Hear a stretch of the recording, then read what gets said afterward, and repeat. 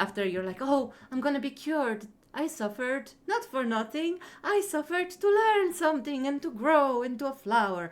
And then you're hit with, don't vaccinate yourself because the Illuminati want to take control of your brain. And once the mumbo jumbo comes out, you're way too deep. So you just take anything at face value. It's something that I don't think none of us are really immune to.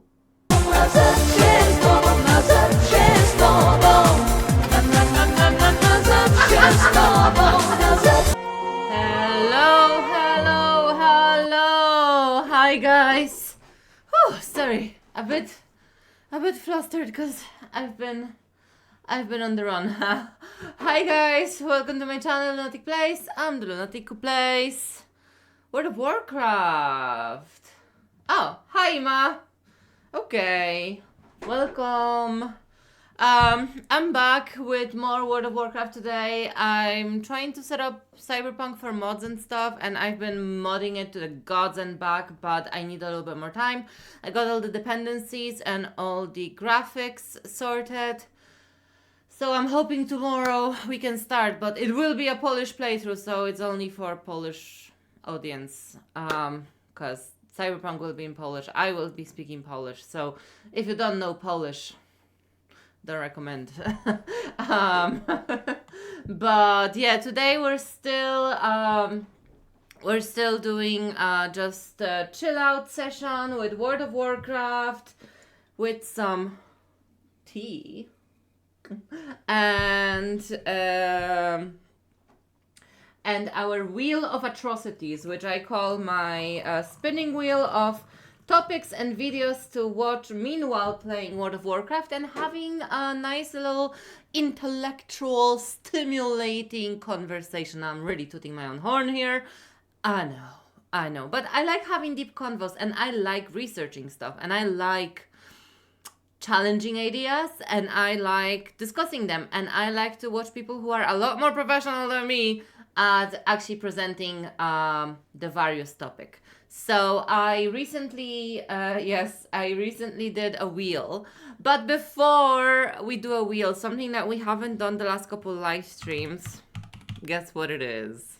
Guess who it is?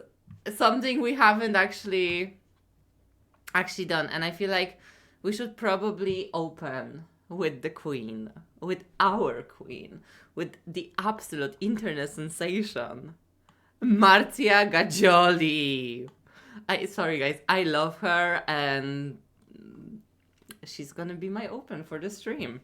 I haven't been flagged for using her content, so I guess it's okay. Which one?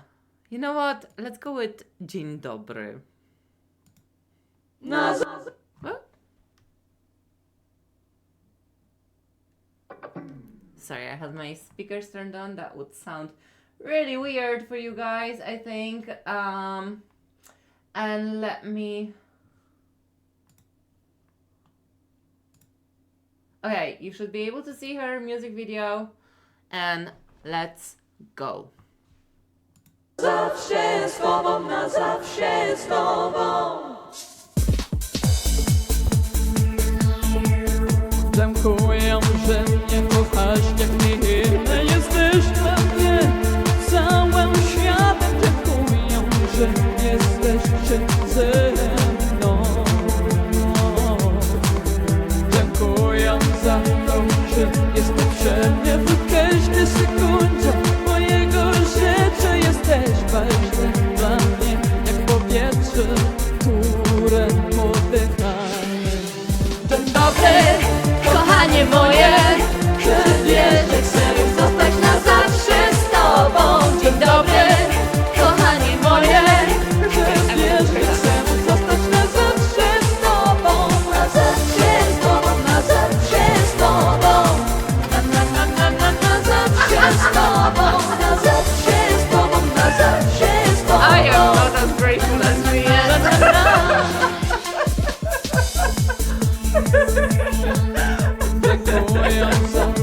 I tried, I failed. Dziękuję, że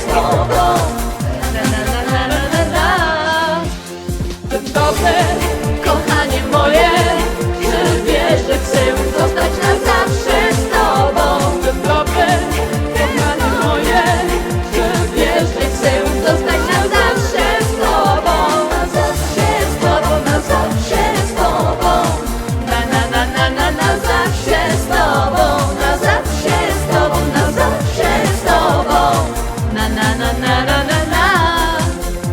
Na zawsze z tobą, na zawsze z tobą.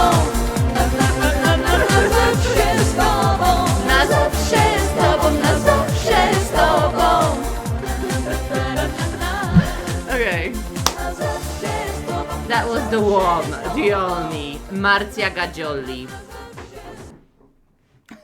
Hope you guys liked. And I have another thing for us today, the Wheel of Atrocities. I feel like this was a good little thing to get into before diving into a very real and scary topic of discussion, which we have it all. Age gap influencers, Elon Musk catfish story, Arleta Boyke talking about Russian prisons, urban exploring of abandoned shopping mall, talking about the Russian village of Rublevka, or exploring a Gestapo prison, talking about Sergei Lavrov, exploring a cold dungeon, talking about Maria Zakharova, exploring a mortuary, talking about the brain with a brain scientist in a CEO diary, exploring Kiev in urban exploration, or talking to CIA agents on the CEO diary again, or exploring abandoned hotels, that's urban explorer as well, or talking about the Soviet Union sensation Kaszpirovsky. He was a mystical healer who took Soviet Union by storm, or the story of the first man in space, Gagarin, and the whole controversy that surrounded it. So I have a very large list of topics here. I call it my personal Wheel of Atrocities. Let's see what we're going to be listening to, discussing, reacting to, maybe poking fun at today.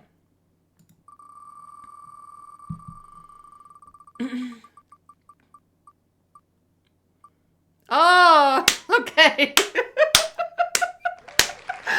Okay, we are talking. I knew it. I see.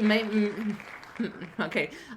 I was indoctrinated in esoteric spiritualism, human transcendentalism circles. I'm not gonna say I'm a medium. I thought I was. I no longer think I was. We're going to talk about Soviet Union's favorite mystical healer, Kaszpirovsky, and we have a very good Polish journalist with her YouTube channel, The End of the World, and here, and we have a new feature on YouTube. This feature allows us to auto-translate through the help of AI videos in other languages that into English, basically. So this is a Polish journalist.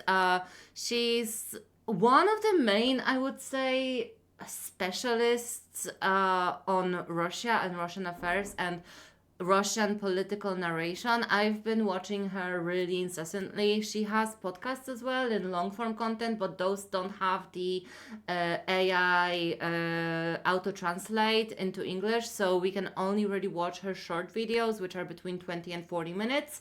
But they do pack a lot of information, and in the age where, as a European, I'm really afraid for everything that Europe has built and for the future of Eurocentrism.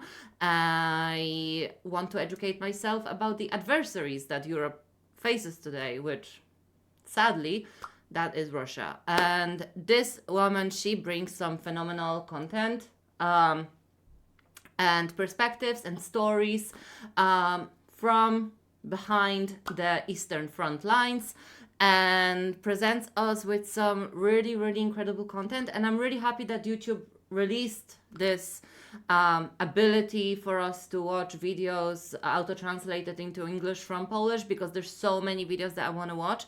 I can't wait for this feature to be extended into longer form, like podcasts and stuff, because I have so many to show you guys. But I do actually want to bring this to English-speaking audiences or English-speaking side of the internet and raise awareness, I guess, and then discuss everything that she's going to be talking about. So I figured I'll add her to the list. The quality of the translates are not always the best, but let's bear with it and see what we can learn from Mrs. Arletta about one Kaszpirovsky. And the video title says Phenomenon, History, Politics, and the Collapse of USSR.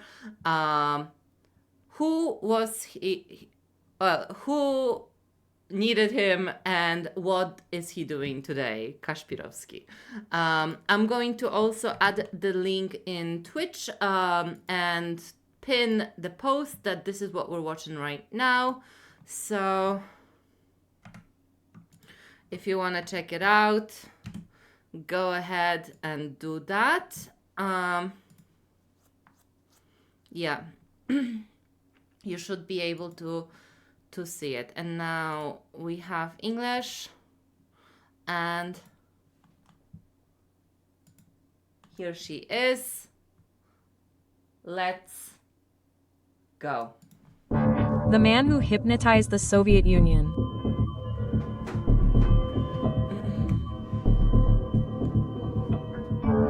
Anatoly Kaszpirovsky.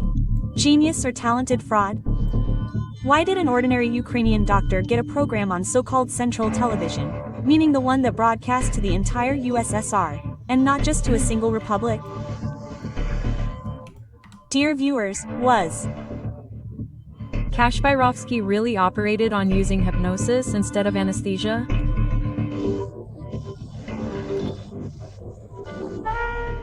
Why did the Communist Party need him?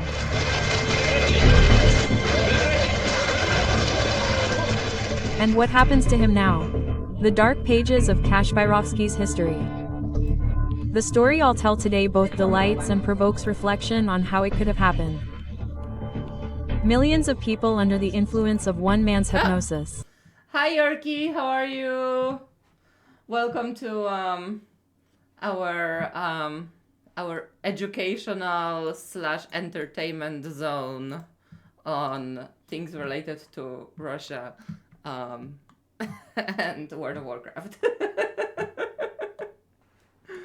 A scientific breakthrough or just plain charlatanism. And speaking of the incomprehensible, there will be more such incomprehensible stories in November, though difficult to understand for a completely different reason, because in this, the darkest month of the year, we will examine criminal Russia.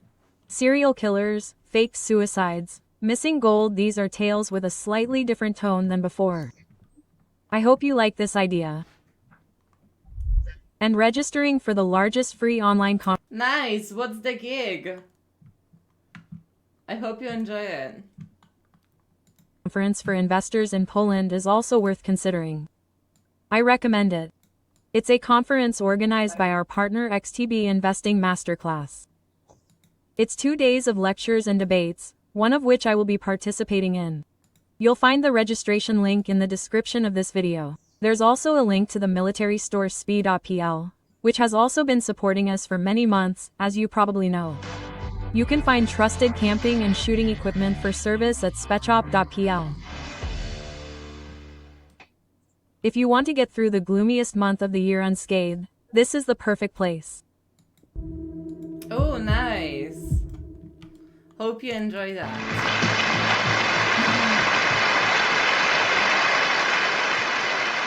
How did an ordinary psychiatrist from the Ukrainian Vinnytsia Oblast become a star of the Soviet Union? Who needed him? There's a mystery in this story, and its solution turns out to be very surprising. The year is 1988. The stadium. I won't name the city, because such photos could have been taken anywhere, wherever he appeared.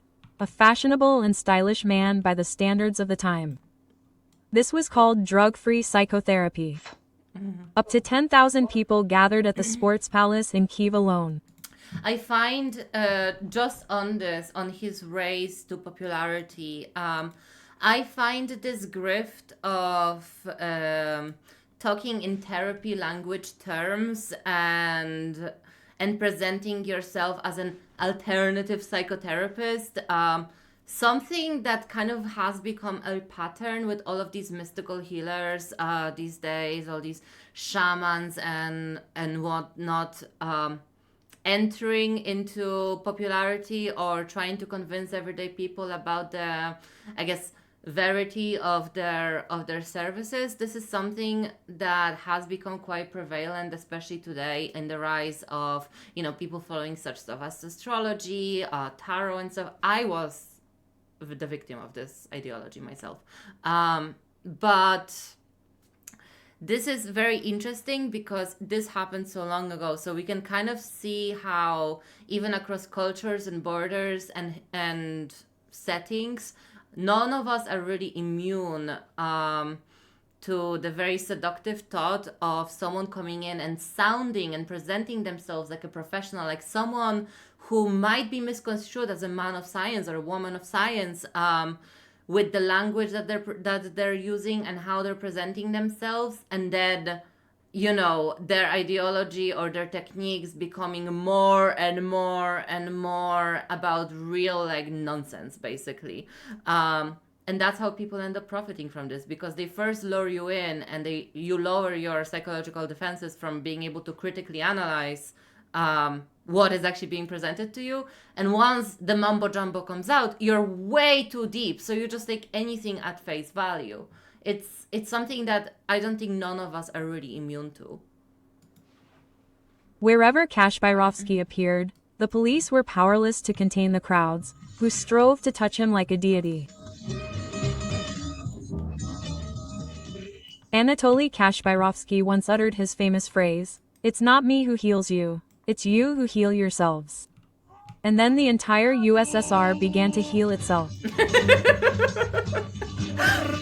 The reason why I love Arleta is her irony. She's a very thorough journalist, but she's extremely ironic at how she delivers the different paradoxical nature arguments of the topics that she's discussing, because there's so many paradoxes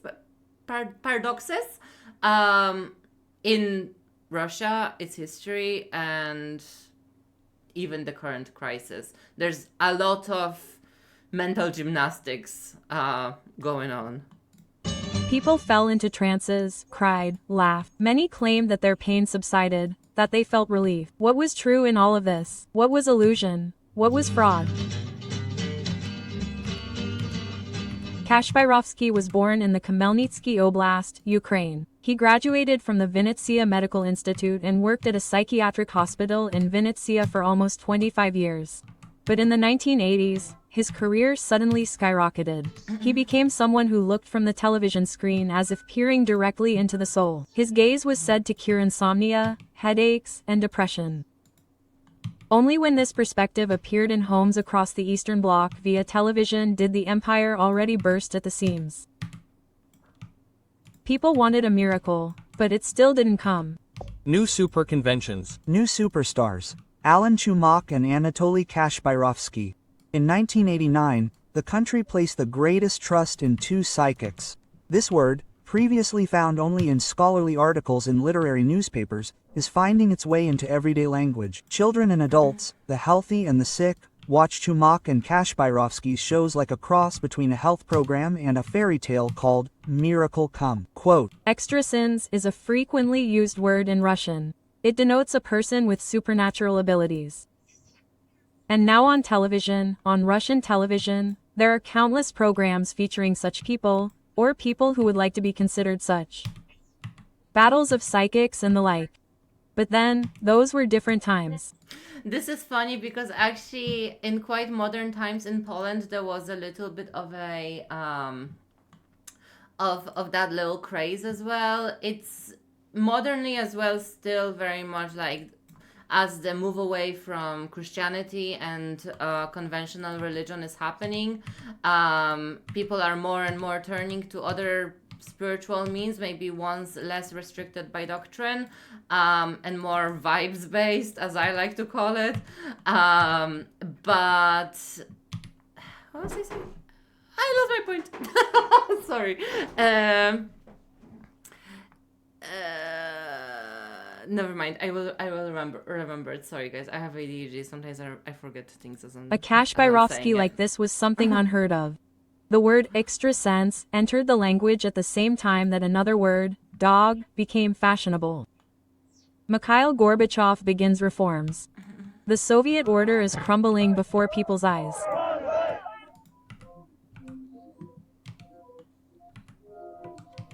Mikhail Sergeyevich wanted to go down in history as a great reformer. Ambitious against the backdrop of Brezhnev, Chernenko, and Andropov, aging leaders, he wanted to be like Peter I or Alexander II, to have monuments erected to him across the country. That's why he started all this, and then he realized he had fallen into a trap from which he could no longer escape. Shops are empty, the ruble is rapidly depreciating. People are lost and terrified.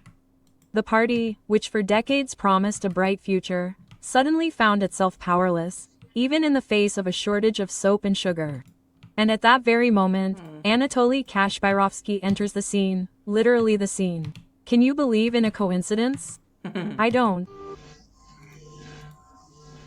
Dear viewers and television viewers, in 1989, when the streets of the USSR It always tends to happen that a charlatan like this enters a person's life at the time when they are desperately in need for meaning or a reason to go on, or they struggle with something. I noticed this personally in the setting that I was at. I was going to all these like magic mushroom ceremonies, and like, okay, I think that there is something to be said about potential benefits of such therapy, but I don't know if it's responsible to have that therapy done in a setting where it is done by someone who self-certifies themselves, because the way how various ideologies were being woven into the setting of something that was supposed to be therapeutic was very stark. Like, you would be like, yes, you are struggling. Oh, okay, I will lower the volume of the desktop. Like, okay, you are struggling with, say, I don't know, depression or something, or you have trauma and you come to heal it, and then great, like, this will help you. And then they explain how this will help you. So initially they kind of deconstruct your defenses by giving you this idea that you're meeting this spirit, you know, like you're connecting to this thing greater than yourself. You're not just taking a drug, you're meeting God. So that's like the first step, I guess, in lowering your inhibitions for critical thinking. And then what follows is a lot of spiel of how the spirit operates, a lot of really high fantasy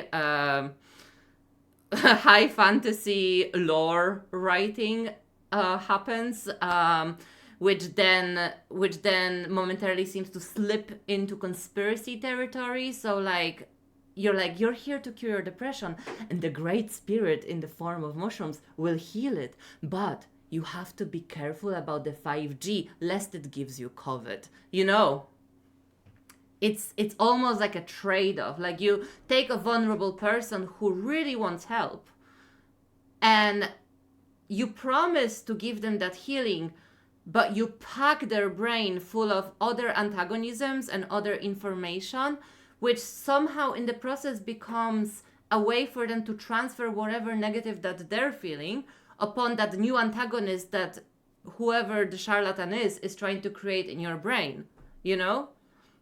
There's always an ideology. There's always something attached to that transaction, because it is transactional, that supposed healing that you're supposed to receive. It's always, there's always something at the other end of it. For this guy, he took a dying country that was in severe, dire economic straits with crazy imperial and brutal past, where people were afraid and reporting on each another. And he took and capitalized on these fears and on these inhibitions in exchange for fame, notoriety, and money. And because people really wanted to believe what he was selling them, sure, I'm sure that some placebo cases have happened. But as you will see, many of the people that he has supposedly healed were not really healed, especially when we get to the more serious things that he tried to cure.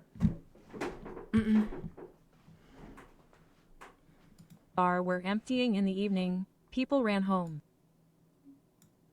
To Slavka and Zora for solace. Is this enough? To Kaszpirovsky for treatment, to a psychotherapist who insisted, I will help you through the screen. And millions believed, millions doubted, but no one remained indifferent. Anatoly Mikhail Kaszpirovsky is back. Anatoly Mikhailovich Kaszpirovsky traveled throughout the Soviet Union. He conducted tens of thousands of meetings in packed halls, as well as hypnotic experiments, piercing people with needles, and the like. He developed his method through experience and pain, and his method is simply to penetrate the subconscious, bypassing conscious awareness by creating the right situation. Kaszpirovsky's popularity grew even further after performing surgery without anesthesia. Quote, I give the command on 3, we begin. 1, 2, 3, we begin. Quote. A. Patient in Kiev at the Institute of Oncology. Kaszpirovsky in Moscow. Surgery to remove a breast tumor. Listen to what the patient said before the surgery. In a few minutes, you'll be on the operating table. What are you feeling? Of course, there's some inner anxiety, but I'm sure everything will be fine. You're a medical professional. Do you have any doubts? Even before the surgery, many doctors have them. Of course. Many doubt because nothing like this has ever happened before. Do you feel it? The pain will disappear soon. On the screen, a man with an icy gaze and a steely voice. A scalpel cuts the skin. The woman doesn't scream. The audience holds their breath. Luba, how are you feeling? Perfect. Everything's fine. What are you feeling? Answer. I heard all the surgical instruments. I heard all the voices. Is the volume better?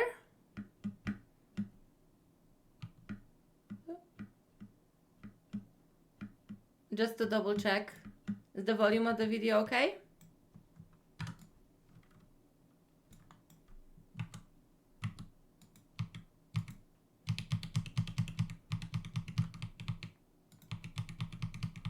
Yeah, thank you.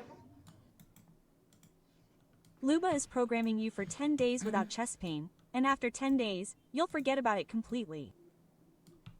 Please. Within an hour, everything was over. And what was the reaction of the doctors themselves after the surgery?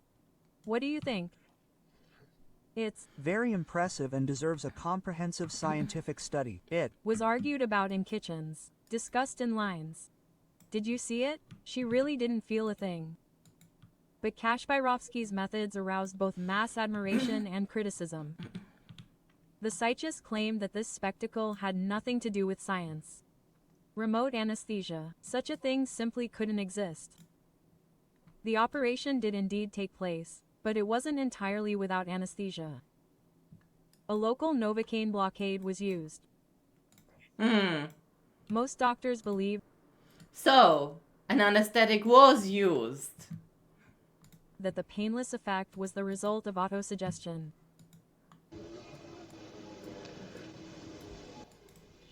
Without a command, do nothing. And this is another telebridge between Kiev and Tbilisi. 2 women with hernias were operated on there. The spectacle was the same. Switching between the studio and the operating room, close-ups on the patients, comments from the surgeons, conversations with viewers. All this created the effect of a live miracle.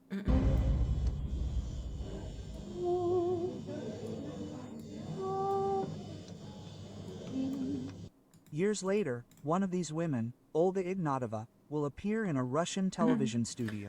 Alright, Yorkie, thanks for popping in anyways. Enjoy your show. Attorney Timur Matveev was also invited to the program. Are you really claiming that you were operated on without anesthesia? Yes. And you, in turn, maintain that everything we saw on TV screens on the WZGL program was a staged hoax.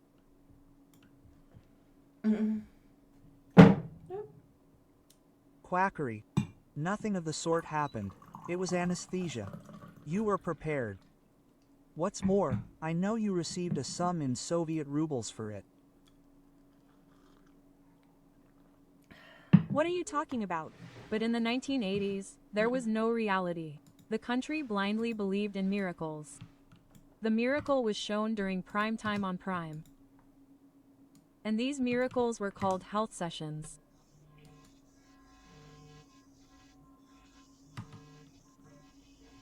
Once every 2 weeks, on the first program after the end of the Vremya program, reruns will be broadcast in the morning. The frequency was determined based on the recommendations of Anatoly Mikhailovich Kaszpirovsky. Today is the first session. People fainted and cried, then recounted how the pain disappeared, how it became easier for them to breathe, how their arthritis disappeared. And again, doctors, scientists, and psychologists shouted, "This is quackery, the effect of suggestion, mass hysteria." After the first television sessions, panic erupted among Soviet psychiatrists. People lost consciousness en masse in front of the screen. Some began to cry, others were in hysterics. Critics saw Kaszpirovsky as a threat, because belief in miracles often conceals a rejection of real medicine. "I'll cut off your soul. Open your soul and give yourself freedom in everything." Quote. The Soviet Ministry of Health even tried to ban these televised screenings, but it was too late, because the nation had fallen in love with Kaszpirovsky. But interestingly, to get on the Central Television Channel, the main television station broadcasting everywhere, in the Soviet Union you had to go through the hell of censorship and obtain permission from the party's top brass. By chance, no one ever made it onto that screen. So how is it possible that Kaszpirovsky was allowed there?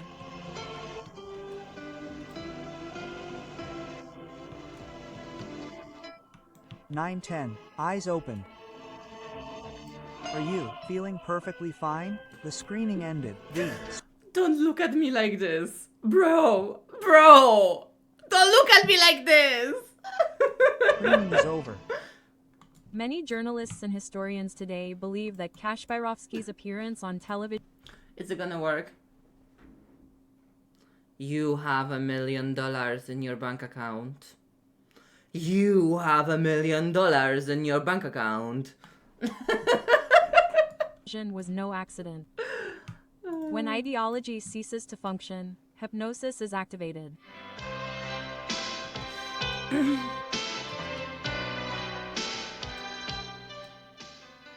Kaszpirovsky simply appeared at the right moment and in the right place. It was pure political calculation. The Soviet authorities understood, after all, people were on the verge of panic. Protest sentiment was growing. It had to be calmed. Voices demanding independence were becoming increasingly louder in the republics. Television in this situation was the best tool for mass influence. The government's logic was simple. Let people at home discuss Kaszpirovsky, not empty shelves and starvation wages.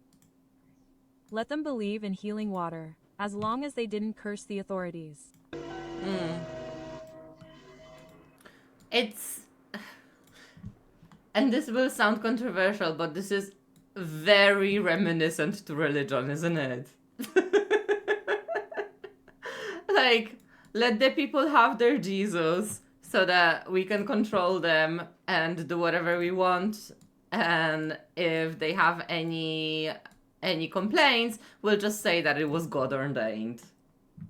Doesn't this sound like religion? Many in the audience began to move to the music. You are in a mild state of intoxication, which will pass after our Don't look at me screening. like that. Not only the intoxication, but everything else will end. In essence, it was an operation to divert attention from the war in Afghanistan, from skyrocketing prices, and from empty shops. If previously the nation had been educated by Brezhnev's speeches, now they were calmed by Kaszpirovsky's voice.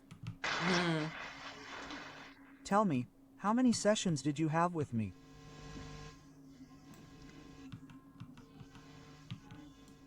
Three in person and 3 on television.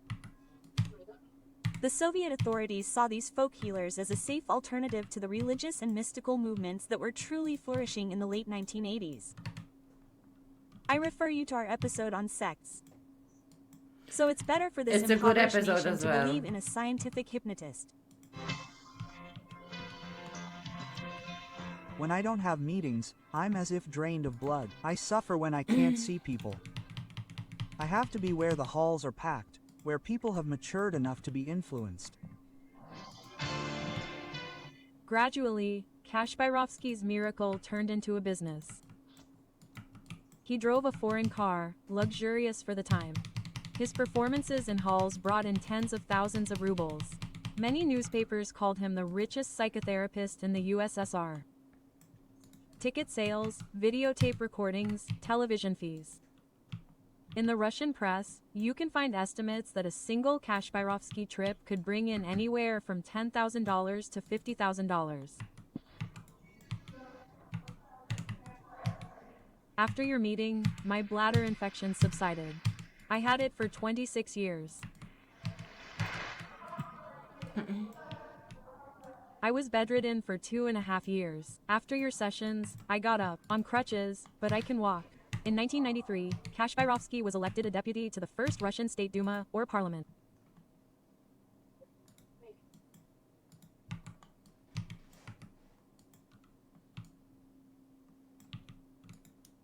He ran on the ticket of the scandalous Russian Liberal Democratic Party LDPR and campaigned for its leader, Vladimir Zhirinovsky, who promised everything but delivered nothing.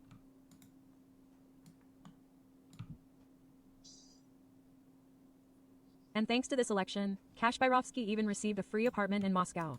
Of course he went into politics. This normally happens, and I feel like even today we can see a lot of these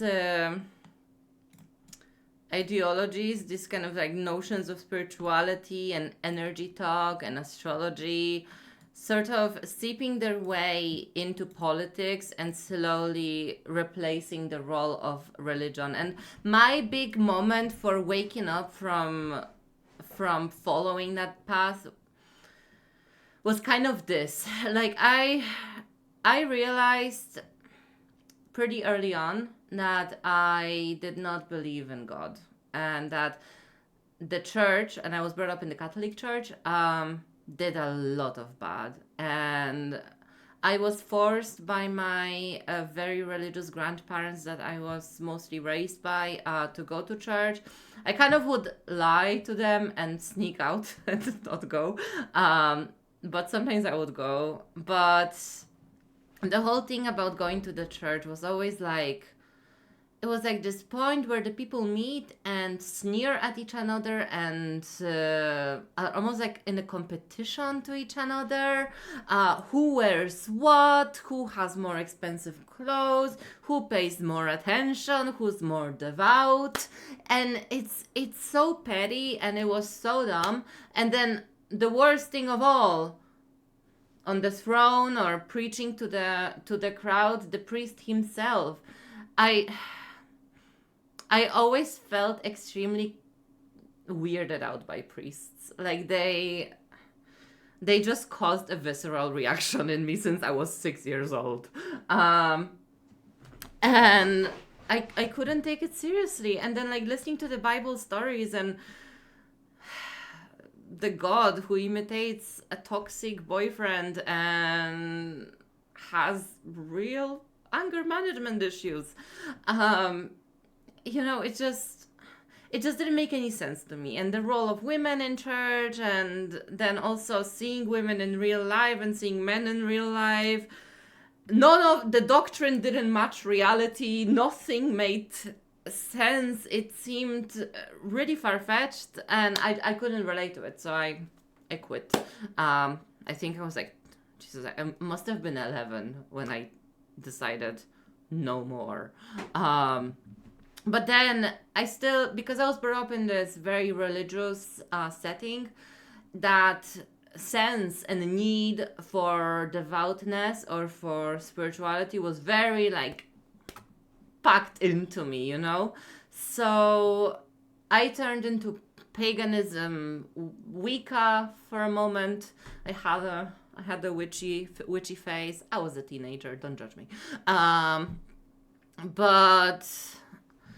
But I felt like I needed something, I needed an explanation, I needed answers to the big questions, you know, the kind of existential questions that religion tends to answer in a lot of people's lives, you know, like where do you get your hope from? Where do you get your reason to live?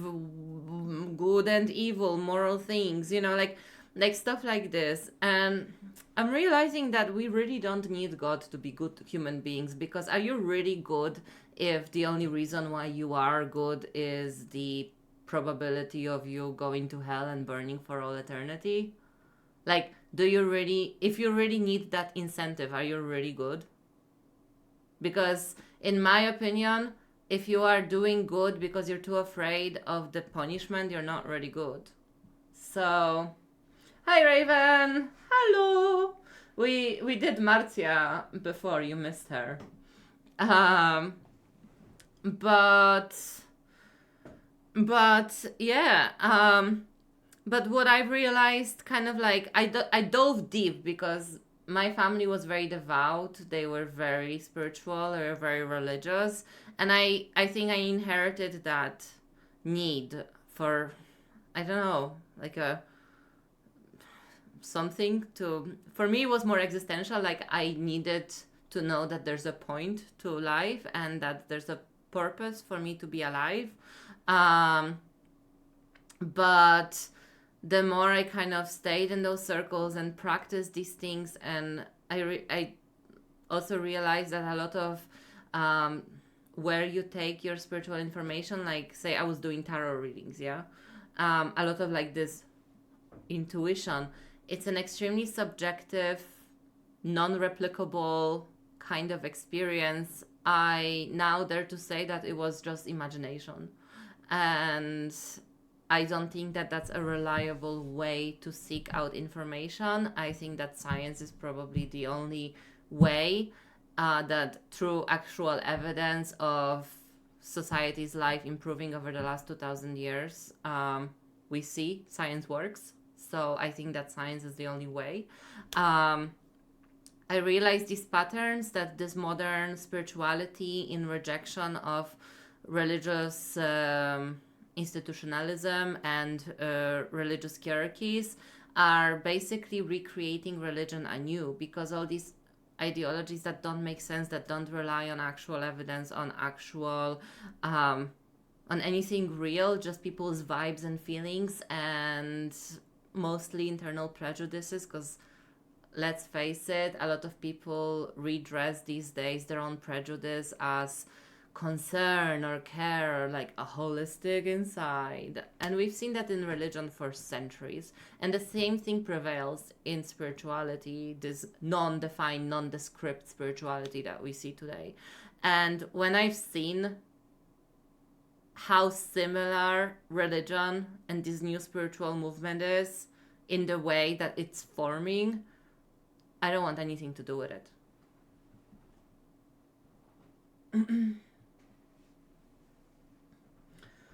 Yeah, kind of. Like you're looking for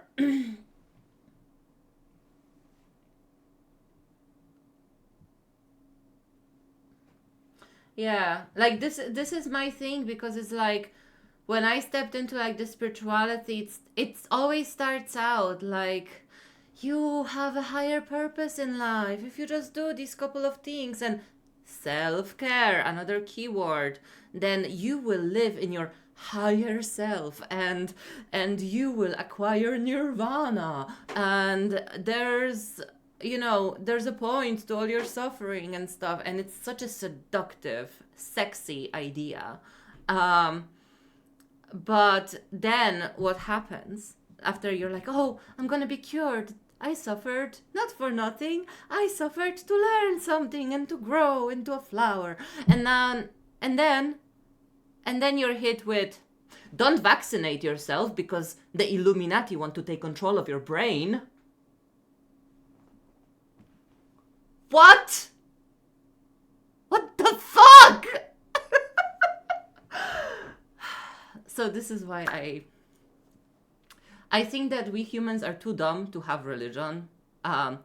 Potentially there's something spiritual might exist. I don't think we are there that it makes any sense for us to even explore the concept. I think we're way ahead of ourselves and our minds are too corruptible by bullshit for us to seek out something that fundamentally we cannot explain. I think it's much better just to focus on the here and now, because there's too much muddling up, too much like closing your eyes, and too much shit can go wrong in your brain when you open yourself up to shit like this. That's my point on it.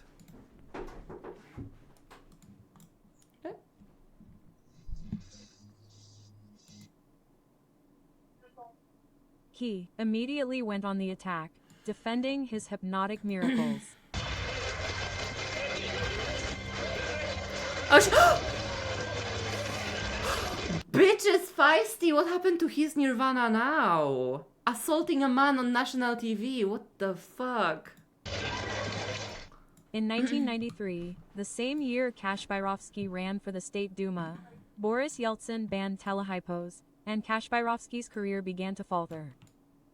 He emigrated to the United States, but found no such recognition there, and after some time, the Soviet Union's most famous hypnotist returned to Russia.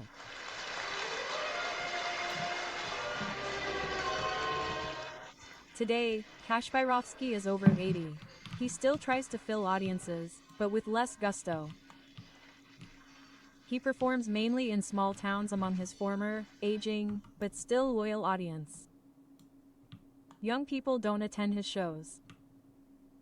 Recently, the Russian media reported that Kaszpirovsky had been hospitalized with cancer.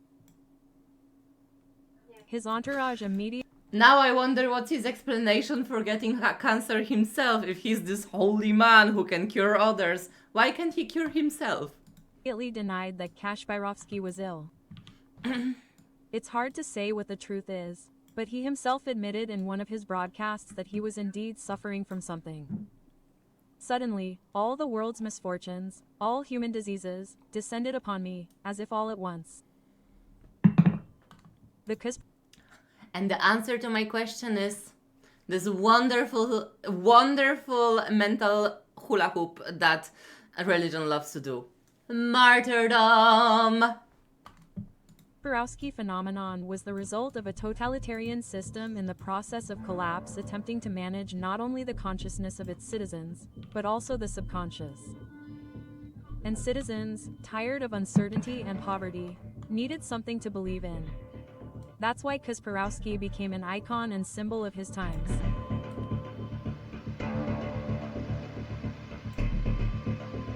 And do you remember Kaspirovsky? We're waiting for your comments, likes, and shares. I know I'm repeating myself, but I do it with full awareness, so I'll say it again. Your activity under the videos is the best way to appreciate our work, because your comments, likes, and shares influence the algorithm, which then recommends the film to others, and more people can see it. So, many thanks for your support here and on Supi via Patronite.